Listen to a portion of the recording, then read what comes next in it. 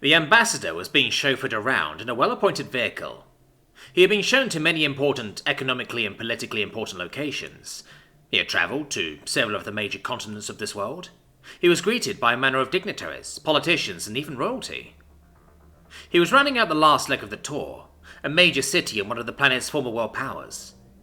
The Earth had recently managed to form a world government, at least tenuously, and in doing so had cleared the final hurdle to be brought into the greater galactic community. His presence here was the first step into helping the humans integrate with galactic society. He had recorded everything, made copious notes, and would eventually compile a report that would indicate where the pressure points between cultures might exist. His preliminary report would be used to help determine the best ways to interact with the humans going forward. The vehicle was travelling down the road when a structure caught the ambassador's attention. It was a massive brick edifice with a green roof. On the corners of the roof were giant statues of what appeared to be predatory birds. The ambassador turned to his guide and inquired as to the nature of the building. "Ah, that's the library," his human guide responded. "What's a library?" he asked. The word was not translated by his communicator. The human's head tilted to the side, and the strips of fur above his eyes drew together. It's a little difficult to describe succinctly. We have some wiggle room in our schedule. Let's stop in for a bit."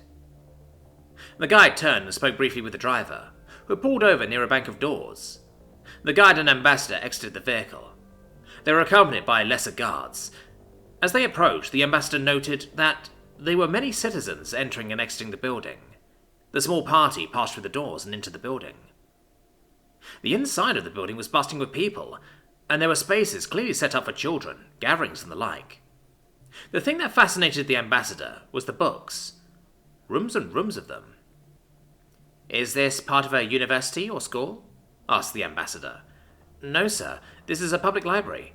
Anyone can come in and use the facilities. This particular library offers after-school help for children, data web access, utility payment services, access to laser cutters and 3D printers, a research and reference library, and a lending library, among other services."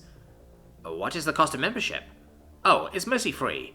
Some tools and events have a usage fee, but the books are available to anyone, and anyone who gets a library card can borrow books for a period of 14 rotations." The guide smiled happily as he explained all this. The ambassador passed by a room where several larval humans were studying. One raised his hand, and an adult came and assisted the child with his schooling. He passed by another room where adult humans were being instructed in the use of comm stations to access the human data web. In other rooms were humans of all ages reading from books.